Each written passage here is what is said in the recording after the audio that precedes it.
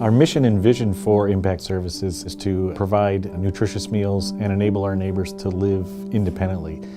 And we create that by, number one, providing Meals on Wheels service. We've been doing that since 1972. In 1972, the Ministerial Association of Anoka and Champlin got together, knew that they had people in their congregation that needed meals, and said, we need to take care of this. We served 12 meals on our first day.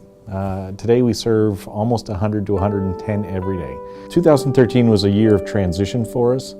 Our board of directors really looked and said, let's look strategically what our mission says and how can we create more for what we do.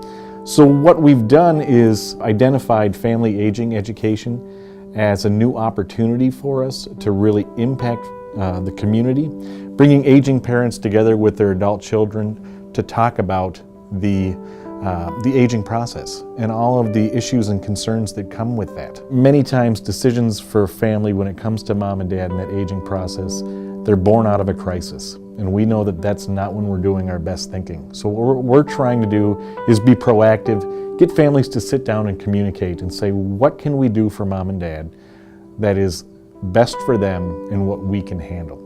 One thing that always surprises me as I hear volunteers come back every day from driving routes is the relationships that they form with the people that they provide meals for. A lot of our drivers drive every 6 weeks, and it's amazing to me that when they go and see Jim or Mary 1 week and then 6 weeks later, they're in tune to make sure that Jim and Mary are still doing okay. And if there's something not quite right, they make sure to let us know that so that we can impart that back to family members. And that's what our organization is really about. That's success to me, is impacting people every day in the basics of what's going on in their life. Being a member of the Ambassador Committee has really been something I've really enjoyed. I've met some wonderful fellow ambassadors. We really enjoy each other, we have a good time together, and we like coming together to celebrate people's new businesses and welcome people into the chamber, and I think that that's just phenomenal. As someone who's a natural introvert, it's challenging sometimes when you want to enter into a new group and you say, how do I do that? But to know that the chamber has a group of people that wants to help integrate people in, I think is just fantastic. I think the other thing for me, like I said, I'm a natural introvert, and I know a lot of people probably chuckle at that. But having the opportunity to meet people at networking events and sit down and really find out who they are and how I can help them and how they might be able to help me, not just on the business side, but personally as well.